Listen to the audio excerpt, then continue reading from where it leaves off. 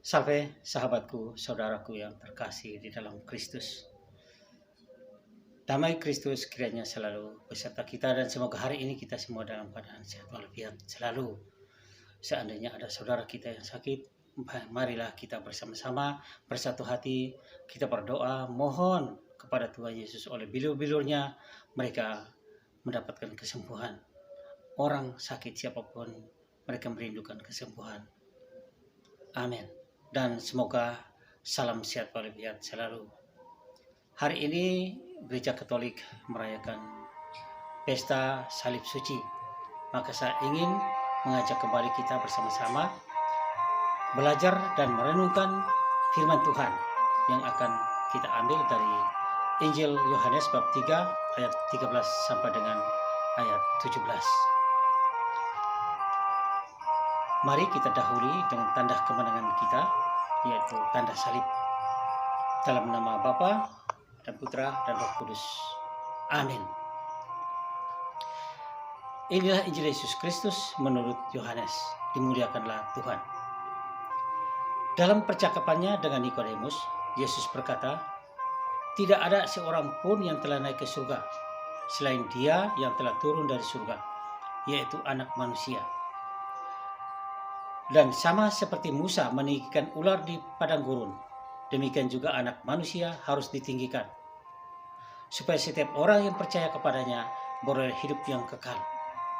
Karena begitu besar kasih Allah akan dunia ini, sehingga Ia telah mengaruniakan anaknya yang tunggal, supaya setiap orang yang percaya kepadanya tidak akan binasa, melainkan beroleh hidup yang kekal. Sebab Allah mengutus anaknya ke dalam dunia, bukan untuk menghakimi dunia, melainkan untuk menyelamatkannya." Demikianlah sabda Tuhan, terpujilah Kristus. Sahabatku, saudaraku yang terkasih di dalam Kristus, kembali saya memberitahukan bahwa hari ini adalah pesta salib suci Yesus Kristus. Mari kita merenung dan belajar bersama-sama.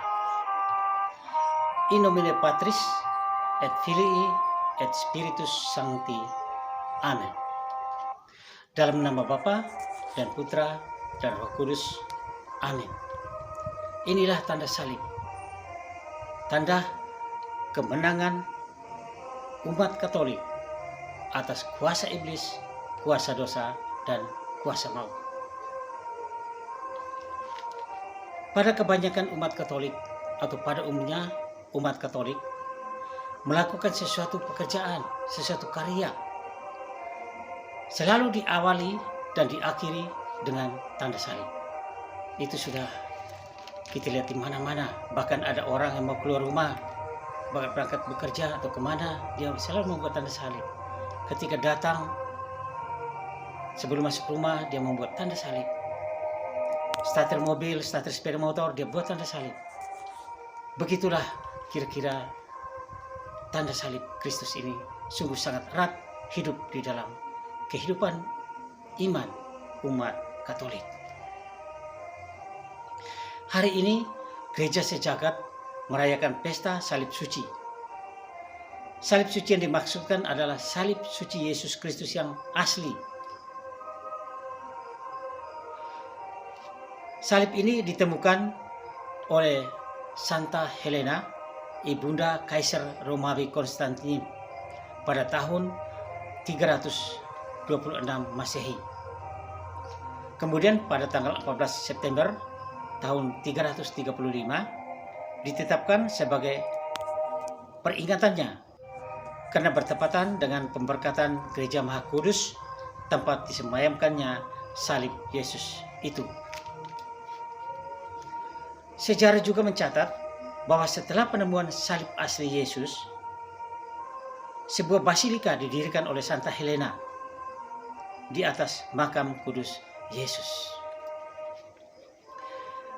Meskipun di kalangan umat Indonesia, perayaan ini lebih dirayakan dalam liturgi Ekaristi dan umumnya tidak dirayakan dalam bentuk pesta yang meriah, pesta yang besar. Namun, pesta peringatan salib suci ini mempunyai makna yang sangat penting dalam kehidupan kita umat Katolik. Salib Kristus sangat dikaitkan erat dengan kehidupan yang nyata bagi para pengikut Kristus.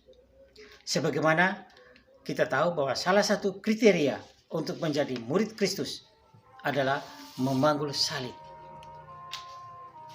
dan mengikuti Dia.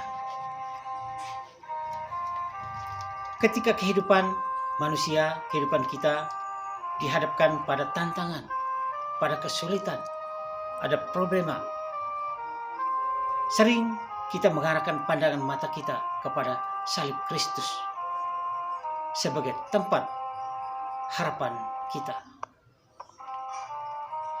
Bacaan pertama dalam bacaan hari ini mengisahkan bagaimana Tuhan Allah menyuruh Musa membuat ular tembaga dan menaruhnya pada sebuah tiang di tempat yang tinggi, agar orang-orang yang dipagut ular berbisa dapat melihatnya, dan supaya setiap orang yang memandang kepada ular tembaga itu akan tetap hidup. Ini kita bisa baca di dalam Bilangan bab 21 ayat 9. Sedangkan bacaan Injil mengisahkan bagaimana Yesus menubuatkan bahwa Ia sendiri akan ditinggikan di kayu salib, supaya setiap orang yang memandang dan percaya kepadanya akan memperoleh hidup yang kekal. Injil Yohanes bab 3 ayat 14 sampai dengan 15. Walaupun bagi orang yang tidak mengenal Yesus dan bagi orang yang tidak mengimani Yesus, melihat salib adalah kutukan dan sebuah batu sandungan, bahwa bagi orang Yahudi kepercayaan kepada Kristus yang digantung pada tiang salib adalah suatu batu sandungan, karena kitab suci menegaskan bahwa seseorang yang digantung terkutuk oleh Allah. Kita bisa baca dalam Ulangan bab 21 ayat 23. Dan orang-orang bukan Yahudi kepercayaan kepada Yesus Kristus yang digantung pada tiang salib adalah suatu kebodohan. Demikian Rasul Paulus menulis dalam 1 Korintus bab 1 ayat 23b. Karena seseorang yang digantung sampai mati tidak mungkin dapat menyelamatkan orang lain, sebab ia sendiri tidak sanggup menyelamatkan dirinya sendiri. Matius bab 27 ayat 40 sampai dengan 42. Bagi para pengikut Kristus, salib Kristus adalah tempat Allah menunjukkan kerahimannya dan cinta kasihnya yang sempurna. Cinta kasih Allah yang total tanpa batas. Sebagaimana kita dengar dalam Injil tadi, bab 3 ayat 16, supaya setiap orang yang percaya kepadanya beroleh hidup yang kekal. Karena begitu besar kasih Allah akan dunia ini, sehingga Ia telah mengaruniakan anaknya yang tunggal, supaya setiap orang yang percaya kepadanya tidak binasa, melainkan beroleh hidup yang kekal. Sahabatku, saudaraku yang terkasih di dalam Kristus, Tuhan Yesus sendiri bersabda, tidak ada kasih yang lebih besar daripada kasih seseorang yang menyerahkan nyawanya bagi sahabat-sahabatnya. Dan kita lihat di atas kayu salib, Yesus wafat bukan hanya untuk sahabat-sahabatnya, bukan untuk para pengikutnya, para muridnya, tapi Yesus wafat untuk seluruh umat manusia, keturunan Adam dan Hawa di sepanjang masa. Penginjil Yohanes mengambil gambaran peninggian ular tembaga dalam Perjanjian Lama sebagai sebuah alegori, yaitu gambaran peninggian Yesus Kristus disalib di atas puncak bukit Golgota. Dan gambar salib itu menjadi wujud nyata kasih Allah yang sempurna kepada dunia.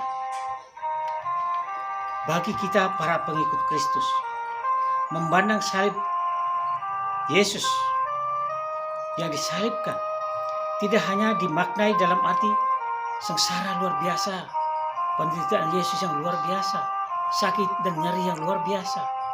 Hati kita pilu memandangnya.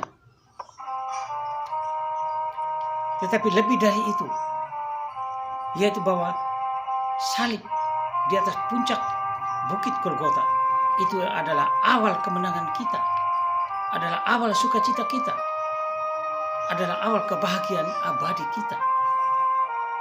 Dunia mungkin melihatnya kegagalan total, tapi bagi kita adalah kemenangan mutlak,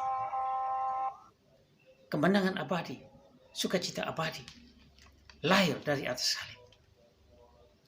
Maka pesta salib suci sekali lagi memberi pengukuhan bahwa perjuangan hidup kita adalah memikul salib hidup kita masing-masing untuk melangkah menuju Bukit Golgota. Hanya dengan memikul salib kita akan sampai kepada puncak kemuliaan Golgota. Pesta salib suci ini juga terus mengingatkan kita perlunya kesetiaan untuk memanggul salib dalam setiap langkah hidup kita. Setia kepada salib hidup kita masing-masing dan juga setia kepada salib Kristus akan mengantar kita sampai pada senandung pujian haleluya yang akan bergema dari atas puncak Bukit Golgota. Sahabatku, saudaraku yang terkasih di dalam Kristus, sebelum mengakhiri renungan ini, kembali saya ingin berpesan, jangan pernah takut, jangan pernah malu untuk mewartakan salib, untuk membuat tanda salib di hadapan siapapun, dimanapun. Karena salib itu adalah tanda kemenangan kita. Kalau kita malu, kita tidak berani menyatakan salib, berarti kita masih belum menang. Sahabatku yang terkasih di dalam Kristus, inilah renungan singkat kita. Marilah kita berdoa. Ya Bapa yang Maha Baik, ajarlah kami sungguh mengerti dan menghayati serta menghidupi makna salib penebusan putramu. Semoga kami pun mau memikul salib kami sendiri dengan penuh sukacita dalam iman akan Engkau. Amin. Kemuliaan kepada Bapa dan Putra dan Roh Kudus, seperti pada permulaan, sekarang, selalu, dan sepanjang segala abad. Amin. Terpujilah keluarga kudus Nazaret, Tuhan Yesus, Bunda Maria dan Santo Yosef, sekarang dan selama-lamanya. Amin. Semoga Tuhan Yesus Kristus selalu memberkati kita semua. Dalam nama Bapa dan Putra dan Roh Kudus. Amin.